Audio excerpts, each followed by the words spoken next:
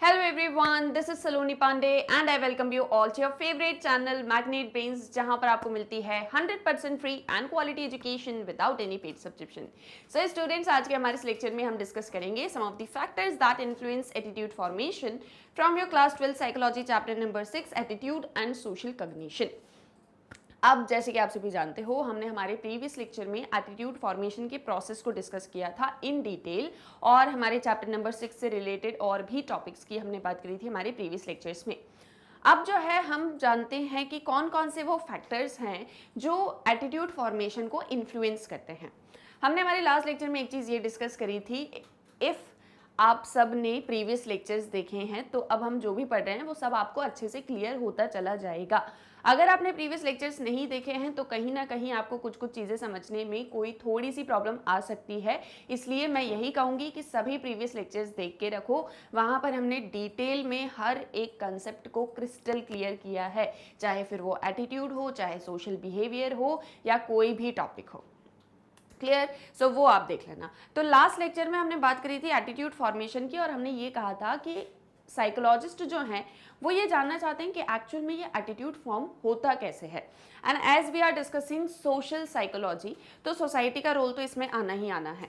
तो उन्होंने ये एक चीज़ देखी कि जब हर एक चीज़ लर्न हो रही है तो कहीं ना कहीं क्या ऐसा है कि एटीट्यूड फॉर्मेशन भी लर्निंग के थ्रू हुआ है। तो फिर हमने उसके कुछ पॉइंट्स देखे, यानी कि हमने कुछ उसके प्रोसेसेस देखे कि एक्चुअल में लर्निंग होती कैसे है। तो हमने कहा कि फिर जब री-इन्फोर्समेंट या किसी तरह की पनिशमेंट मिलती है, मॉडलिंग होती है, किसी के बिहेवियर को ऑब्जर्व आप करते हो, तो बहुत बार ये सारी चीज़ें आपकी कहीं ना कहीं थॉट प्रोसेस को, आपके कॉग्निशन को अफेक्ट करते हैं। इस तरह से आपके अंदर एटीट्यूड्स फॉर्म होते हैं। चाहे फिर आपको कोई रेलिवेंट इन्फॉर्मेशन ही क्यों ना मिल रही हो, आप उस इन्फॉर्मेशन से भी कुछ लर्न करते हैं और आप चाहें ना चाहें उसे आप अपने व्यू पॉइंट्स में, आप उसे अपनी थिंकिंग में कहीं ना कहीं यूज़ कर लेते हैं। तो इसके थ्रू जो है एटीट्यूड्स फॉर्मेशन होते हैं। आई होप सो ये जो मैंने कहा और प्रीवियस लेक्चर्स में जो हमने पढ़ा था वो सब आपको अच्छे से क्लियर है। तो अब हम आगे बढ़ते हैं और ये बात करते हैं कि वो कौन कौन से फैक्टर्स हैं जो एटीट्यूड फॉर्मेशन को इन्फ्लुएंस करते हैं। यानी कि जब हमारा एटीट्यूड फॉर्म हो रहा होता है तो उस बीच में कहीं ना कहीं हमारे एटीट्यूड को इन्फ्लुएंस करने की कोशिश करते हैं। ठीक है, सो उन फैक्टर्स की बात हम यहाँ पर करेंगे and let's start. So the following factors provide the context for the learning of attitudes through the processes described above. तो हमने देखा कि कौन कौन से फैक्टर्स होते हैं जो लर्निंग ऑफ एटीट्यूड में हेल्प करते हैं, but there are some other factors also that influence. So number 1 you have is family and school environment. जो आपकी अपनी फैमिली होती है और जो आपका अपना स्कूल होता है। एज यू ऑल नो कि फैमिली भी एक सोशल एंटिटी है, ये मैं आपको पहले ही बता चुकी हूँ कि फैमिली भी एक तरह की सोशल एंटिटी है, एक तरह की सोशल यूनिट है। ठीक है, सोसाइटी क्या होती है, हमारे आसपास में जितनी भी जो भी सारी चीज़ें होती हैं उन्हीं में से एक इंस्टीट्यूशन फैमिली भी है, एक इंस्टीट्यूशन स्कूल भी है जहाँ पर हमारे फ्रेंड्स बनते हैं, हमारा पीयर ग्रुप बनता है, फिर पीयर इन्फ्लुएंस में भी बहुत सारी चीज़ें होती हैं। पीयर समझते हो ना, जो भी आपके सारे ये फ्रेंड्स वगैरह हैं ना, ये सब आपके पीयर ग्रुप का पार्ट होते हैं। ठीक है, so particularly in the early years of life parents and other family members play a significant role in shaping attitude formation। जैसे कि मैंने ये चीज़ आप लोगों को पहले भी डिस्कस करी थी कि जब एक बेबी का बर्थ होता है उसी टाइम से लर्निंग उसकी स्टार्ट हो जाती है, उसी टाइम से उसको सिखाया जाता है। सबसे पहला वर्ड उसको सिखाया जाता है कि आप माँ बोल के बताओ या मम्मी बोल के बताओ, फिर पापा बोलना सीखता है, फिर वो सीखता है कि उसके भाई बहन कौन है, फिर कौन उसके रिलेटिव्स हैं, कौन उसके नेबर्स हैं, ये सब उसके अंदर लर्निंग होती है। तो फर्स्ट इंस्टीट्यूशन जो आपको लर्निंग करवा रहा है वो कौन है, आपके पेरेंट्स या आपकी फैमिली। क्लियर? अब उसके बाद में आता है स्कूल एनवायरनमेंट। अब जब जो बच्चा होता है वो सबसे पहले कहाँ पर एंट्री लेता है, ऑब्वियसली स्कूल में। जैसे जब वो छोटा 1, 2, 3 साल का है तो हम तो बोलते हैं हाँ अभी तो खेलने की उम्र है उसकी, आप उसको बहुत सारे जो है मतलब गेम्स वगैरह खिलाते हो, आप उसको साथ में बिल्कुल ऐसे टॉय की तरह उसको रखते हो। ठीक है, और मतलब आप उसके साथ में अच्छे से अपनी पूरी लाइफ मतलब जीते हो। ठीक है, फिर उसके बाद में सबसे पहली चीज़ आप बच्चे के साथ में करते हो, अच्छा 3-4 साल का हो गया, अब इसके स्कूल में एडमिशन करवाना है। क्लियर? ताकि अब जो है इसकी एजुकेशन हो सके। तो जो सबसे पहला इंस्टीट्यूशन वो फैमिली जहाँ से लर्निंग हो रही है, और दूसरा जो सबसे इंपॉर्टेंट है वो है स्कूल। तो जो स्कूल का इन्वायरमेंट होता है वो एक बहुत ही इम्पॉर्टेंट बैकग्राउंड क्रिएट करता है एटीट्यूड फॉर्मेशन के लिए। तो एक तरफ हमने देखा कि लाइफ में पेरेंट्स और जो दूसरे फैमिली मेम्बर्स हैं, चाहे सिबलिंग्स हों, ग्रैंड पेरेंट्स हों, कोई भी हो, ये एक बहुत ही इंपॉर्टेंट रोल प्ले करे एटीट्यूड फॉर्मेशन में। और दूसरा स्कूल का इन्वायरमेंट।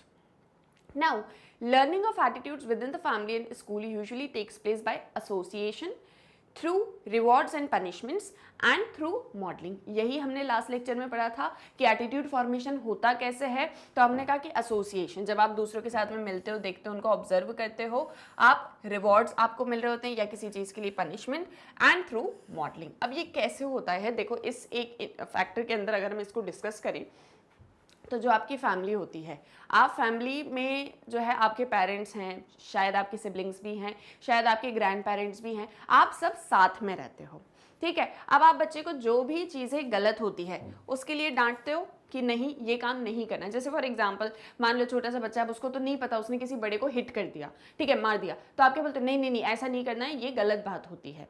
क्लियर। तो मतलब वहां पर आपने उसको थोड़ा सा तेज होके बोला या थोड़ा सा उसको डांटा, तो उसको ये चीज़ समझ में आ गई कि अच्छा मुझे ये काम नहीं करना है, ये चीज़ गलत है, ठीक है।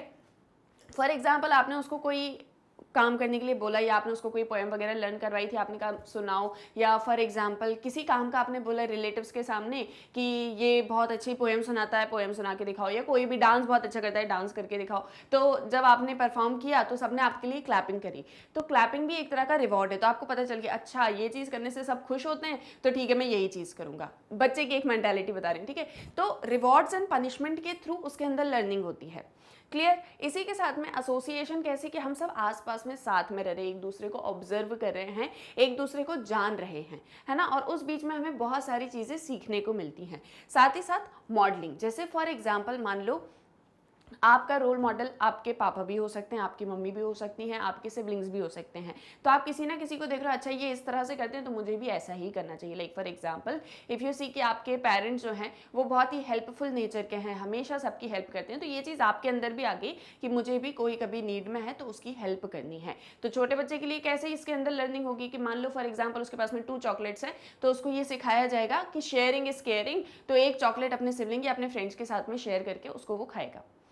क्लियर। तो ये जो एक फैमिली और स्कूल का इन्वायरमेंट होता है ना, ये लर्निंग में बहुत ज़्यादा हेल्प करता है, और यहीं से ही एटीट्यूड भी आप लर्न करते हो, है ना। क्योंकि जिस तरह का देखो एटीट्यूड क्या है, एक स्टेट ऑफ माइंड, आपके सारे व्यूज़, आपके सारे थिंकिंग जिन्हें आप कहीं ना कहीं इमोशंस से रिलेट कर देते हो, तो वही चीज़ें आपको अपने घर में देखने को अगर मिल रही हैं, आपके स्कूल में आपको देखने को मिल रही है। जैसे एक बहुत छोटा सा एग्जाम्पल है, घर में भी आपको सिखाया जा रहा है कि शेयरिंग इज केयरिंग, और स्कूल में टीचर भी आपको सिखा रहा है sharing is caring.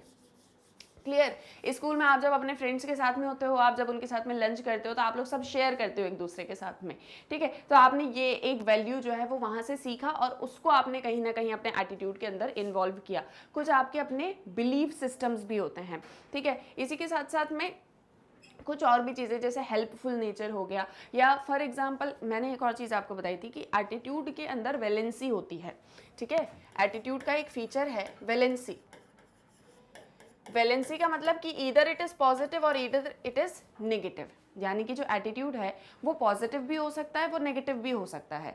Positive attitude या नेगेटिव एटीट्यूड अगेन दोनों क्या किए जाएंगे, लर्न किए जाएंगे, या एटीट्यूड फॉर्मेशन के अंदर जो है मतलब इसको लर्निंग किया जाएगा।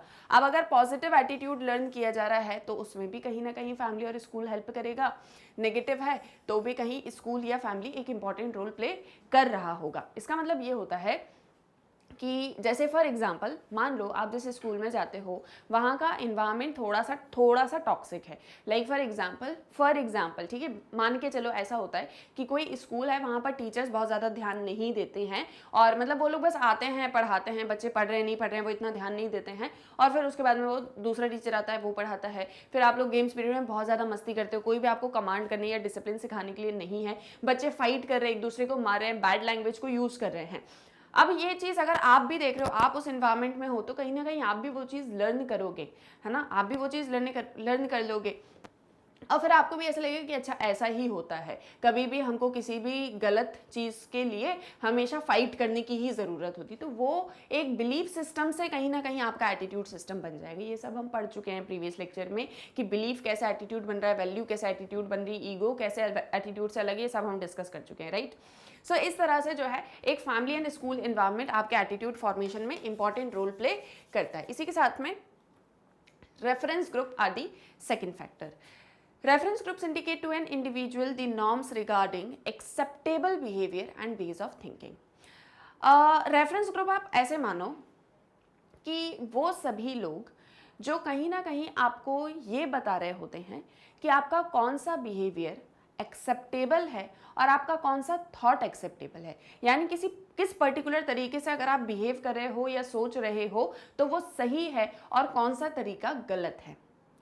रेफरेंस ग्रुप, रेफरेंस का मतलब ऐसे समझो कि कोई ऐसा ग्रुप जिसको आप कहीं ना कहीं ऑब्जर्व करते हो, कुछ ऐसे लोग जिनको ऑब्जर्व करके आप नई नई चीज़ों को सीख रहे हो। दस, they reflect learning of attitudes through group or cultural norms. Now, attitude towards various topics such as political, religious, social groups, occupations, national and other issues are often developed through reference groups. इसका एक छोटा सा example ले लो कि मान लो दो group हैं और मैं रिलीजन का एग्जाम्पल ले रही हूँ क्योंकि मुझे ऐसा लगता है कि अभी ऑक्यूपेशन, नेशनल, पॉलिटिकल, इन सबसे ज़्यादा आप रिलीजियस एंड सोशल चीज़ों को समझते हो, मुझे ऐसा लगता है, ठीक है। डिफरेंट डिफरेंट रिलीजन के स्टूडेंट्स यहाँ पर मेरे पास में हैं और सभी के लिए ये एग्जाम्पल होगा। मान लो ये आप हो, this x person is you, ठीक है, और ये वाई कोई रेफरेंस ग्रुप है, ठीक है, ये वाई कोई रेफरेंस ग्रुप है, यानी कुछ ऐसे लोग हैं जिनके साथ आप सोसाइटी में रहते हो, जिन्हें आप ऑब्जर्व करते हो। तो कहीं ना कहीं आप इनको देखते हो, इनकी रिलीजियस एक्टिविटीज़ को देखते हो, ठीक है, कि ये लोग डेली जो है अपने मे बी टेम्पल, मॉस्क या फिर जो है गुरुद्वारे, जहाँ पर भी है वहाँ पर जाते हैं, वहाँ पर लोगों की हेल्प करते हैं और हमेशा वहाँ पर जो बेगर्स वगैरह अगर हैं तो उनको कुछ ना कुछ मनी प्रोवाइड करना, उनको कुछ ना कुछ फूड प्रोवाइड करना, हमेशा दूसरों की हेल्प करना, फॉर एग्जाम्पल, ठीक है। तो आप इनको, ये चीज़ आप इनकी ऑब्जर्व कर रहे हो कि ये लोग भी ऐसा करते हैं, तो कहीं ना कहीं उन्हें देख के आपके अंदर भी एक लर्निंग होती है कि किस तरह से जो है मतलब सोसाइटी के नॉर्म्स हैं, किस तरह से कल्चर है, ठीक है, मतलब कल्चर और नॉर्म्स सोसाइटी के, ये चीज़ें आपको जानने को मिलती हैं रेफरेंस ग्रुप्स के थ्रू। नॉर्म्स एंड कल्चर की जब मैं बात कर रही हूँ तो मैं उन सारी चीज़ों की बात कर रही हूँ कि जब आप सोसाइटी के अंदर रहते हो। अगेन आई एम सेइंग कि we are studying here social psychology, what we are studying hair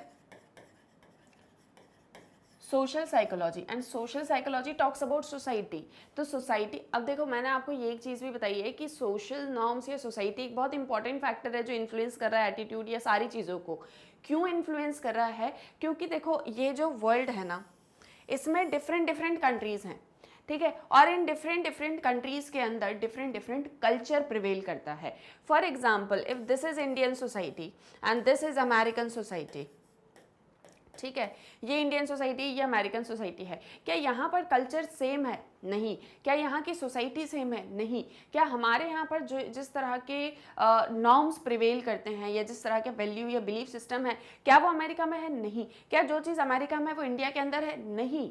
हम एक बहुत ही डिफरेंट सोसाइटी हैं, हमारे कल्चर भी एक दूसरे से बहुत ज़्यादा डिफरेंट है। तो किसी पर्सन की अपब्रिंगिंग अगर यहाँ पर हो रही है तो वो इंडियन सोसाइटी के अकॉर्डिंग होगी, अगर किसी पर्सन की अपब्रिंगिंग अमेरिकन सोसाइटी में हो रही है तो वो उसकी अपब्रिंगिंग अमेरिकन सोसाइटी के अकॉर्डिंग रहेगी। तो इसलिए हम यहाँ पर ये कह रहे हैं कि अगर आप इंडियन सोसाइटी से बिलोंग करते हो तो इंडियन सोसाइटी में जिन नॉर्म्स को, जिन कल्चर्स को फॉलो किया जाता है, like for example Diwali, Eid India में मनाई जाती है, तो क्या अमेरिका में भी मनाई जाती है? नहीं मनाई जाती। Clear? That is out of concern कि हाँ अमेरिका में भी इंडियंस रह रहे हैं, वो वहाँ पर दिवाली मना रहे हैं, that is a different thing, ठीक है, उतना डीप नहीं जा रही हूँ मैं। लेकिन जस्ट दिस थिंग कि जो चीज़ यहाँ पर हो रही है कि वो डिफरेंट और सोसाइटीज़ में भी होती है क्या? नहीं होती है। हमारे यहाँ पर कुछ नॉर्म्स हैं, जैसे फॉर एग्जाम्पल, शायद मुझे ऐसा लगता है, शायद, ठीक है, I am not sure about that, कि जो फीट टच करने का एक तरह का नॉर्म हमारे यहाँ पर है कि एल्डर्स को as a mark of respect आप हमेशा उनके फीट टच करते हो और उनकी ब्लेसिंग्स लेते हो। तो वो शायद सिर्फ इंडिया के ही अंदर जो है इस एक चीज़ को देखी जाती है। तो वो लर्निंग सिर्फ इंडिया के पीपल में ही होगी, पूरे वर्ल्ड में नहीं होगी, है ना। तो इंडिया के अपने कुछ कल्चर हैं, कुछ नॉर्म्स हैं जो अक्सर आप दूसरों को देख के ही समझ सकते हो। Is that clear? जैसे फॉर एग्जाम्पल, जब एक छोटा बेबी होता है तो उसको थोड़ी ना पता होता कि शादी वगैरह क्या होती है। चलो उसको बहुत छोटा भी मत मानो, मान लो कि वो 10-12-15 साल का है, ठीक है, आप लोग से थोड़ा सा ही छोटा है, तो अब उसको थोड़ी ना पता कि इंडिया में किस तरह का मैरिज सिस्टम है। तो जब वो कहीं पर जाएगा किसी की मैरिज में, वहाँ पर चीज़ों को देखेगा, तब उसको समझ में आएगा कि अच्छा हमारे यहाँ पर इस तरह के जो है कस्टम्स, इस तरह के नॉर्म्स हमारे यहाँ पर प्रिवेल होते हैं।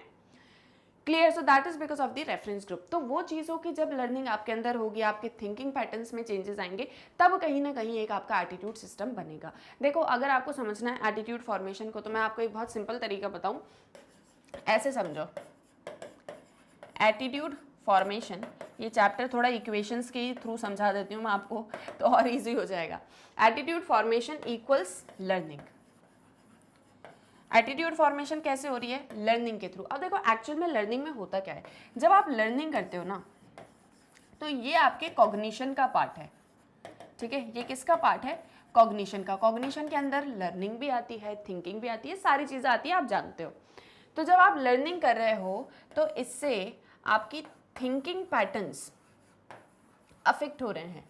जो भी नई चीज़ आप लर्न करते हो तो कहीं ना कहीं आपको चीज़ों का देखने का, सोचने का नज़रिया बदल जाता है। जैसे मैं आपको आज एक एग्जांपल दूं, आप साइकोलॉजी 11th क्लास के पहले कभी नहीं पढ़े थे, थोड़ा बहुत आप जानते थे, बट आपको पता नहीं था कि ये एक्चुअल में साइकोलॉजी है। जब आपने साइकोलॉजी की लर्निंग करना स्टार्ट करी, आपको पता चला अच्छा ये चीज़ तो ऐसे होती है, अच्छा अगर ऐसा हो रहा है तो इसके पीछे ये रीज़न है। तो मतलब कहीं ना कहीं वो चीज़ आपकी थिंकिंग को अफेक्ट कर रही है। एंड जब आपके वेज ऑफ थिंकिंग, जब आपका व्यू पॉइंट्स, ये सारी चीज़ों में कुछ अफेक्ट पड़ेगा, चाहे वो चेंज हो या चाहे उनमें कोई मॉड्यूलेशंस हो या किसी तरह के मॉडिफिकेशंस हो, तब जाके कहीं ना कहीं आपका एक मतलब स्टेट ऑफ माइंड बनेगा, या फिर मैं ऐसे कहूँ एक मेंटल स्टेट प्रिपेयर होगा, है ना, आपका एक मेंटल स्टेट प्रिपेयर होगा। और यही मेंटल स्टेट, या मैं कहूँ इसे state of mind, is your attitude.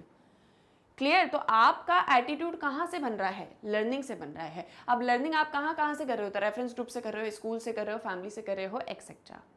Is that clear? ये समझ में आ रहा है ना? इस तरीके से आपको चीज़ों को समझना है और इसी तरीके से आपको ये इस चैप्टर में सारी चीज़ों को लर्न भी करना है।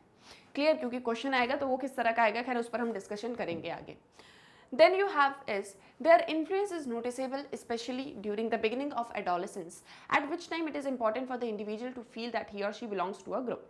Therefore, the role of reference group in attitude formation may also be a case of learning through reward and punishment. तो ये जो रेफरेंस ग्रुप्स का रोल है, ये कहीं ना कहीं उसी के स्टेज पर आता है जब एडोलेसेंस स्टेज जो है वो हो रही होती है, मान लो 10 साल के बाद, ऐसे मान के चलो, ठीक है। तो यहाँ से जो है कहीं ना कहीं रेफरेंस ग्रुप्स का रोल प्ले होता है और इन्हें ऑब्जर्व करके बहुत सी चीज़ें आप समझते हो। इसमें रिवॉर्ड और पनिशमेंट के थ्रू भी लर्निंग होती है रेफरेंस ग्रुप्स के अंदर। क्लियर?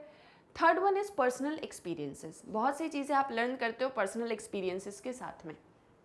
जैसे many attitudes are formed not in the family environment or through reference groups but through direct personal experiences which bring about a drastic change in our attitude towards people and our own life. Here is a real life example. A driver in the army went through a personal experience that transformed his life. इसका मतलब ये है कि बहुत सारे हमको कुछ personal experiences होते हैं जिसके थ्रू हमारे एटीट्यूड सिस्टम में चेंजेस आ जाते हैं, या जिनके थ्रू हमारा एटीट्यूड सिस्टम फॉर्म होता है, हमारे अपने एक्सपीरियंसेस। तो यहाँ पे एक रियल लाइफ एग्जाम्पल दिया हुआ है। एग्जाम्पल ये कह रहा है कि एक ड्राइवर था आर्मी के अंदर, आर्मी के अंदर एक ड्राइवर हुआ करता था, उसको एक पर्सनल एक्सपीरियंस हुआ जिससे कहीं ना कहीं उसकी पूरी लाइफ स्टाइल चेंज होगी और उसके एटीट्यूड में भी चेंजेस आए। कैसे? देखो, on one mission he narrowly escaped death although all his companions got killed. एक मिशन पर वो लोग जा रहे थे, उस मिशन में बिल्कुल मतलब वो बोलते हैं ना कि डेथ के बहुत पास जाके भी वो सेव हो गया। उसके साथ में जितने भी लोग थे, जितने भी उसके कंपेनियंस थे, उन सब की डेथ हो गई, ठीक है, सबको मार दिया गया, लेकिन सिर्फ वो जो है बच गया। Wondering about the purpose of his own life, he gave up his job in the army, returned to his native village in Maharashtra, and worked actively as a community leader. तो उनको ये चीज़ समझ में आई, मतलब वो आर्मी में थे, ठीक है, तो आर्मी में ड्राइवर हुआ करते थे। अब उन्होंने देखा कि वो जा रहे हैं किसी मिशन पे और एकदम से कोई ऐसी चीज़ हो गई जिसकी वजह से सबकी डेथ हो गई, वो बहुत मतलब किस्मत से वो बच गए। अब उनके अंदर एक थॉट प्रोसेस स्टार्ट हुआ। इस एक्सपीरियंस से एक थिंकिंग, एक थॉट प्रोसेस उनके अंदर रन होना स्टार्ट होता है कि यार मैं क्या कर रहा हूँ अपनी लाइफ में, मैं अपनी लाइफ को जो है मतलब जान देने पे लगा हुआ हूँ, और इस तरह से मेरी लाइफ का तो मतलब ऐसा कोई चीज़ हो नहीं पाएगी, या जो भी उनके मन में कुछ थॉट्स आते हैं, जो भी उन्होंने सोचा, तो उन्होंने अपनी जॉब छोड़ी आर्मी से और वो वापस से अपने गांव आ गए महाराष्ट्र में, और वहाँ पर उन्होंने कम्युनिटी लीडर की तरह काम करना स्टार्ट कर दिया। Through a purely personal experience, this individual evolved a strong positive attitude towards community upliftment. His efforts completely changed the face of his village.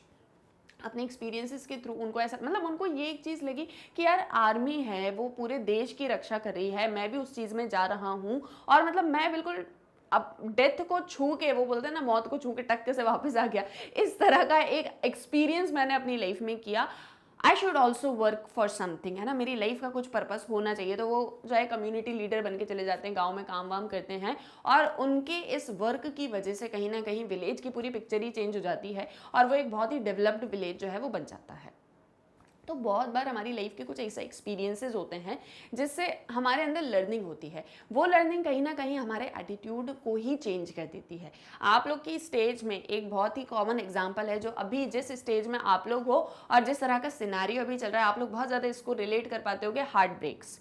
ठीक है, फ्रेंडशिप में एक दूसरे से धोखा मिलना, या कोई फ्रेंड था जिसके ऊपर आप आंख बंद करके ट्रस्ट करते थे लेकिन उसने आपको डिच कर दिया, या फिर फॉर एग्जांपल आप किसी से बहुत ज़्यादा दूर हो गए, ठीक है, आप किसी को बहुत ज़्यादा मिस करते हो। क्लियर? तो बहुत से ऐसे एग्जाम्पल्स हैं आप लोगों की लाइफ से जो आप रिलेट कर सकते हो। ठीक है, तो बहुत बार लाइफ में ऐसी चीज़ें हो जाती हैं जहाँ पर हमारा चीज़ों को सोचने का, देखने का नज़रिया ही चेंज हो जाता है। एक एग्जांपल ले लो, मान लो फॉर एग्जांपल कोई कपल थे, ठीक है, मतलब आप ही लोगों की एज के, ठीक है, आप ही लोगों की एज के, अभी शादी वादी ऐसा कुछ नहीं हुआ, लेकिन गर्लफ्रेंड बॉयफ्रेंड थे। अब वो जो है बिल्कुल साथ में रहते थे, हमेशा एक दूसरे की हेल्प करते थे, सपोर्ट करते थे, बट फॉर एग्जाम्पल किसी रीज़न से ऐसा देखा गया कि एक बार वो दोनों जो है मतलब उनको ऐसा लगा कि हम लोग की पढ़ाई वढ़ाई नहीं हो पा रही है और बहुत दिक्कतें आ रही हैं, so we should part our ways. और इस तरीके से जो है दोनों के अंदर मतलब बहुत सारी अब फीलिंग्स आ रहे हैं, बहुत सारे इमोशंस आ रहे हैं, और उनने ये चीज़ एक मतलब उनके अंदर कि कोई भी रीज़न था, कोई भी ऐसी चीज़ थी, अब उतना ज़्यादा डिटेल में नहीं जाएंगे, लेकिन कोई भी ऐसी चीज़ थी जिसकी वजह से उन्होंने अपने वेज पार्ट कर लिए। अब वो दोनों एक दूसरे को बहुत मिस करते हैं, बट उनके अंदर ये एक लर्निंग हुई कि हमको जो है किसी के भी साथ में बहुत ज़्यादा अटैचमेंट नहीं रखना चाहिए, क्योंकि अगर आप किसी के साथ में बहुत ज़्यादा अटैचमेंट रख लोगे और कल को वो आपसे दूर चले गए किसी रीज़न से, तो आपको बहुत ज़्यादा दुख होगा, बहुत सारी प्रॉब्लम्स होंगी और बहुत ज़्यादा आप बुरा फील करोगे। ठीक है, तो यहाँ से आपकी थिंकिंग आपने करी और आपके एटीट्यूड सिस्टम में ये एक चीज़ आ गई कि we should not attach a lot with anyone. Clear? तो ये चीज़ आपने अपने एक एटीट्यूड सिस्टम के अंदर रख ली कि अब आप जो है लोगों से बहुत ज़्यादा अटैच नहीं होते हो। क्लियर? तो इस तरह से कुछ आपके पर्सनल एक्सपीरियंसेस होते हैं जिनके थ्रू आप क्या करते हो कि आप लोगों के साथ में मतलब लर्निंग होती है, आपके एक्सपीरियंसेस होते हैं, और फिर आप अपना एक एटीट्यूड सिस्टम फॉर्म करते हो। Is that clear? ये जो मैं समझा रही हूँ सब समझ में आ रहा है ना, कि कैसे फैक्टर्स इन्फ्लुएंस कर रहे हैं एटीट्यूड फॉर्मेशन को। Next you have is media related influences. Now what is media related influences? So technological advances in recent times have made audio visual media and the internet very powerful sources of information that lead to attitude formation and change. आज के time में इतना ज़्यादा technological advancement हो गया है, internet आ गया है, ऑडियो विजुअल मीडिया आ चुका है। मतलब पहले तो ऐसा होता था ऑडियो मीडिया आप सुन सकते हो, देख नहीं सकते, अब आप सुन भी सकते हो, देख भी सकते हो, आप सब कुछ, मतलब टेक्नोलॉजी के बारे में मुझे कुछ कहने की ज़रूरत नहीं है, आपको सब पता है ना, कि आज के टाइम में टेक्नोलॉजिकल एडवांसमेंट इतना ज़्यादा है कि बल्क ऑफ इंफॉर्मेशन आपके पास में है। वही इंफॉर्मेशन कहीं ना कहीं कभी कभी आपके एटीट्यूड फॉर्मेशन और चेंज लाने में हेल्प करती है। Like in addition, school level textbooks also influence attitude formation.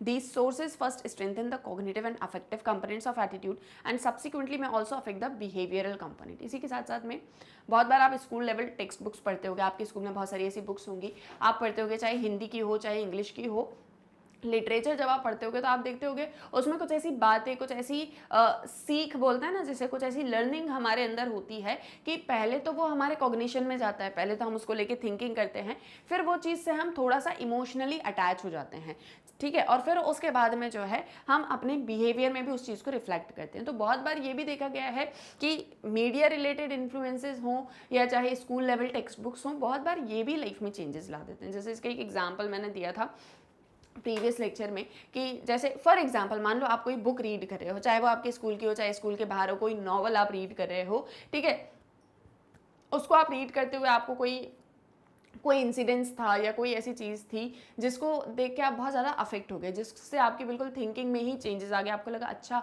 ऐसा होना चाहिए, मतलब this is real life and this is the truth of the life, और वो चीज़ों को आपने बहुत ही अपने इमोशंस के साथ में कनेक्ट कर लिया और उसी से कहीं ना कहीं आपका एटीट्यूड सिस्टम चेंज हो गया। मान लो आप किसी बहुत ही महान व्यक्ति की बुक पढ़ रहे थे, ठीक है, फॉर एग्जाम्पल मान लो आप जो है किसकी बुक पढ़ रहे थे, महात्मा गांधी की पढ़ रहे थे या वल्लभ भाई पटेल की पढ़ रहे थे या किसी की भी, जवाहरलाल नेहरू, किसी की भी बुक आप पढ़ रहे थे, आपको पढ़ के उनकी लाइफ से कोई ऐसी चीज़ लगी कि हाँ ये चीज़ तो हमेशा करनी चाहिए। फॉर एग्जाम्पल महात्मा गांधी की बुक पढ़े तो आपने देखा नॉन वायलेंस, हाँ नॉन वायलेंस जो है वो भी करके बहुत बार प्रॉब्लम्स का सोल्यूशन मिल जाता है। तो वो चीज़ें ना, जो चीज़ आपको बहुत ऐसे लग रही है कि फील हो रही है हाँ यार ऐसा होना चाहिए, क्लियर, तो उसके थ्रू भी लर्निंग हो जाती है। The media can exert both good and bad influences on attitude. Now this is important कि मीडिया टेक्नोलॉजिकल एडवांसमेंट, इसके थ्रू दोनों तरह का इन्फ्लुएंस आपके ऊपर होगा एटीट्यूड में, गुड भी हो सकता है बैड भी हो सकता है। On one hand the media and internet make people better informed and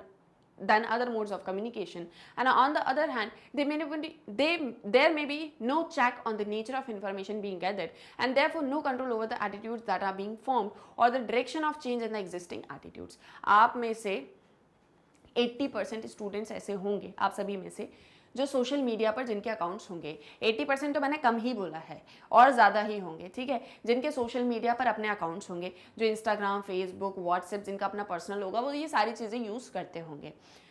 जो लोग नहीं भी यूज़ करते हैं उन्हें भी ये चीज़ पता है कि पहली चीज़ तो आपको इंटरनेट के थ्रू जो इन्फॉर्मेशन आपको चाहिए वो सब आपको मिलती है। अब इसका एक पॉजिटिव पॉइंट तो ये है कि आप जो चीज़ जानना चाहते हो आपको वो सारी चीज़ें मिलेंगी, तो जो कहीं और से इन्फॉर्मेशन नहीं मिली थी आज वो गूगल के थ्रू मिल सकती है। आपको आज जानना है कि फॉर एग्जाम्पल फैक्ट्रीज में वर्क कैसे होता है, आपके अंदर क्यूरियोसिटी हो रही है, आप गूगल यूट्यूब पे डालो, आपको सारी चीज़ें मिलेंगी। But on the other hand इसका एक ड्रॉबैक ये है, इसका बैड इन्फ्लुएंस की जो हम बात कर रहे हैं, कि यहाँ इतनी ज़्यादा इन्फॉर्मेशन है जो शायद आपकी एज के स्टूडेंट्स के लिए या इस एज के किसी भी पर्सन के लिए शायद उतनी रेलिवेंट ना हो। मतलब देखो ये होता है ना कि एक एज होती है हर एक चीज़ की, ठीक है, उसी एज पर वो चीज़ आपको लर्न करनी चाहिए, आपको जाननी चाहिए, इस तरीके से होता है। जैसे फॉर एग्जांपल 5 साल के बच्चे को नहीं बोलेंगे ना जॉब करने का, कब बोलेंगे, जब वो 20 के ऊपर हो जाएगा, ठीक है, जब उसकी एज 20 प्लस हो जाएगी तब शायद उसको बोलेंगे हाँ अब तुम जॉब करो, शायद अब तुम उस चीज़ के कैपेबल हो। 3 साल के बच्चे को लेकिन स्कूल में डालते क्योंकि माना जाता है कि अब ये स्कूल जाने के लिए कैपेबल है, क्लियर। तो बहुत बार ऐसी चीज़ें होती हैं ना जो आपके जानने के लिए नहीं भी हैं, या कोई ऐसी भी चीज़ है जिसको आपको, मतलब for example nature of information, कि आपको वो चीज़ जानना है या नहीं जानना, but still that is available on internet.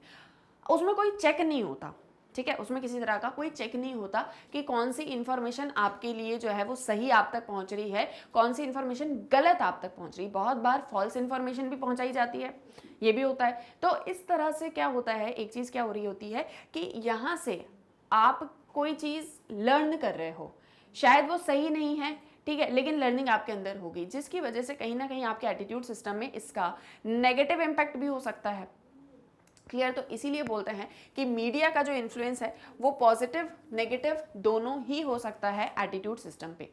The media can be used to create consumerist attitudes where none existed and can also be harnessed to create positive attitudes to facilitate social harmony. तो यहाँ पर जो media है वो क्या कर रही है, वो एक कंज्यूमरिस्ट एटीट्यूड क्रिएट कर रही है और इसी के साथ साथ में पॉजिटिव एटीट्यूड्स को जो है हार्नेस कर रही है टू फैसिलिटेट सोशल हार्मनी। मतलब एक तरफ तो आपके पास में बल्क ऑफ इंफॉर्मेशन है जो आपके, मतलब देखो सोशल मीडिया ना दोनों चीज़ के लिए इंपॉर्टेंट है। सोशल मीडिया कहूँ या सिर्फ मीडिया, दोनों चीज़ों के लिए इंपॉर्टेंट है कि एक तरफ तो उससे कुछ पॉजिटिव चीज़ें भी हो रही हैं, एक तरफ कुछ उससे नेगेटिव चीज़ें भी हो रही हैं, जिसके ऊपर चेक होना बहुत ज़्यादा ज़रूरी है। Is that clear? तो ये सारे पॉइंट्स आपको समझ में आए कि कौन कौन से फैक्टर्स इन्फ्लुएंस करें एटीट्यूड फॉर्मेशन को। इस तरह से आपको इन फैक्टर्स को जानना है और आप थिंकिंग करो, जो मैं आपको बोलती हूँ ना, क्रिएटिव थिंकर्स बनो, ठीक है। आउट ऑफ द बॉक्स जाके थोड़ा सा थिंकिंग करना स्टार्ट करो। कहीं ना कहीं बहुत सारी चीज़ों से आप रिलेट कर पाओगे, आप और भी फैक्टर्स यहाँ पर जान पाओगे कि आपको और कौन कौन से फैक्टर्स हैं जिनके थ्रू आपको लर्निंग होती है। अपने आसपास ऑब्जर्व करना स्टार्ट करो, तभी आप क्रिएटिव सोच पाओगे, वरना नॉर्मल तो सभी सोच रहे हैं और ये चीज़ सभी पढ़ रहे हैं। Clear? So I hope so ये भी आपको समझ में आया होगा। इसको आप अच्छे से एक बार बुक में अपने रीड करो। किसी तरह का कोई डाउट आता है तो वो आप मुझसे पूछो कमेंट सेक्शन में। इसी के साथ में अब हम मिलेंगे नेक्स्ट वीडियो लेक्चर में, जहाँ पर हम एटीट्यूड चेंज की बात करेंगे। So for more updates stay tuned with magnet brains. तब तक के लिए जाते जाते एक छोटी सी इन्फॉर्मेशन कि आप मैग्नेट ब्रेन्स की वेबसाइट को कैसे एक्सेस कर सकते हो।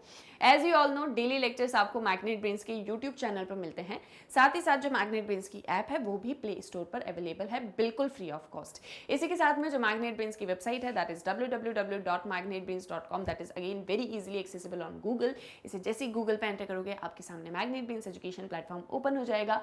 यहाँ पर आपको सारी क्लासेस के, सारे कोर्सेज के वीडियो लेक्चर्स देखने को मिलेंगे, बिल्कुल free of cost with quality and best teachers. तो जो भी class, course, subject, chapter, lecture, topic आपको स्टडी करना है उस पर क्लिक करना, उससे रिलेटेड सारे डिटेल्स आते जाएंगे। वॉच नाउ पर क्लिक करते ही वीडियो हो जाएगा ओपन।